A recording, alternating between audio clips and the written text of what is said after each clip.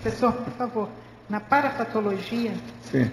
na terceira linha, no finalzinho, a empatia afetiva e o patamar da maturidade contabilizado, só por gentileza, poderia aprofundar? A empatia afetiva e o patamar de maturidade contabilizados na escalação do elenco da parapreceptoria.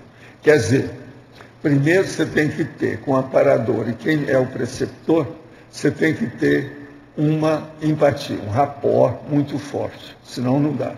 E outra coisa, tem que ter uma maturidade que esteja mais ou menos no nível daquelas consciências, porque senão ele vai falar no deserto, ele vai atirar pedra aos porcos, não vai adiantar nada. Então tem que ter uma empatia também do ponto de vista do nível da maturidade, a maturidade evolutiva. Por isso que eu falo, a parapreceptoria da amparologia, ou amparabilidade entre a consciência extrafísica e a consciência amparando, são as empatias mais profundas que a pessoa geralmente consegue discernir aqui nessa dimensão. São as pessoas que a gente tem mais afinidade mesmo.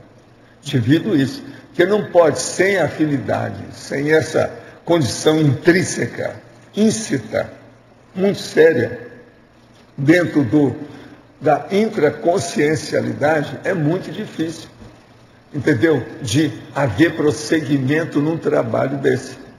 Uma coisa muito séria que eu acho é o seguinte, vamos entender só isso, que às vezes a gente esquece de falar. Entre o amparador extrafísico e o amparando intrafísico, aquela consciência e a consciência, quase sempre são, vamos dizer, abordadas, ou são analisadas, ou são interpretadas, condições super avançadas. Às vezes tem palavra nova, neologismo, condições que a pessoa não pensou, devido ao processo da amparabilidade, ou seja, da assistencialidade ou interassistencialidade. Então, se não houver, entende, Roseli, muita empatia, falando dessas, vamos dizer, expressões, condições, injunções, adversidades das mais transcendentes que tem, quem é que vai entender? Nem os dois vão se entender, como é que ele vai fazer assistência a um terceiro, que é o assistido? Como é que vai fazer o pula-corta, que eu falo aqui da assistencial? Então, veja, pensa também nisso, que a interassistencialidade, ela traz os néus.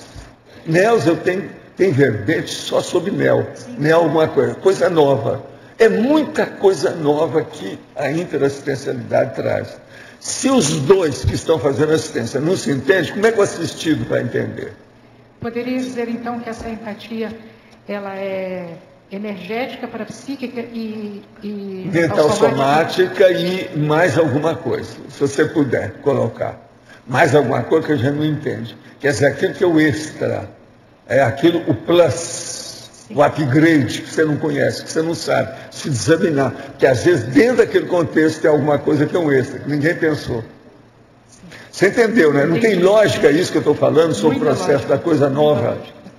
Então isso é seríssimo. Agora, por isso que a gente fala na questão da TENEPS. A TENEPS é isso, só que tem de uma maneira profissional, permanente, para o resto da vida. Isso é seríssimo. Por isso que ela acaba com tudo quanto é religião, com tudo quanto é seita, essa situação toda. Ok, obrigada. Fator determinante para caracterizar essa empatia, assim, o que é o resultado da assistência que é feita. Olha, a empatia, o fator determinante é o mater pensandi. Se você for pensar, você vai dar valor para isso. Mater pensandi. Então, há uma afinidade, uma identidade mater pensandi da consciência, mater pensandi da consciência. Então, há uma identidade mater pensênica, se é que a gente pode falar assim. Não, eu já escrevi sobre isso. É justamente isso. Já há texto meu sobre isso. E essa identidade mater pensênica, ela vai se burilando à medida que há essa convivência, que há esse trabalho conjunto entre as duas aquilo vai consciências? ampliando cada vez mais. E outra coisa, vai contaminando ou contagiando as outras consciências que são afins a cada um. Aquilo amplia dentro do grupo evolutivo. O evoluciônio nasce daí. O povo vai perguntar para mim assim, como é que nasce o evoluciônio? Assim, através da amparabilidade. Só estudar um amparador que você vai chegar no evoluciônio. A coisa óbvia. Então você teria duas consciências bem afinizadas entre si, então essa afinidade vai dando um efeito halo para os seus respectivos grupos e vai formando um grupo único. Escolha bem com quem cada um aqui tem afinidade. E corte as afinidades com a máfia. Só isso. Porque depende da afinidade para haver o processo da intensificação e dinâmica da evolução. Entende? Outra coisa, se a pessoa arranja afinidade com a máfia, é um estigma terrível. A pessoa fica presa séculos ao processo ali dentro, até recompor aquilo tudo. Por exemplo, bom, pensa bem numa coisa. Você fica com muita afinidade com determinada consciência. Se você tem muita afinidade, você não vai evoluir sem ela. A hora que você caminhar, ela vai estar junto.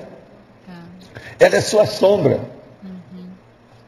Então, veja, arranja uma sombra luminosa e não uma sombra escurecedora. Esse é o problema. Agora, você está começando a entender como o processo de afinidade é seríssimo? É por isso que você falou aquela questão da prosêmica e da cronêmica, como Tertúlia atrás, ou seja... É isso aí. É exatamente isso, né? A questão dessa afinidade é mais prosêmica do que cronêmica. O problema é esse. Agora, gente, por que é que eu falo que o meu maior amigo é o transmentor? É o evoluciólogo. É por causa disso. Presta atenção. Professor? Agora, eu desejaria que todos os meus amparadores se transformassem em evoluciólogo o mais depressa possível e antes de mim. Está entendendo? Seria um bom negócio para mim. Mas para eles também. É lógico, eles... Entende? Então vamos entender que vale a pena.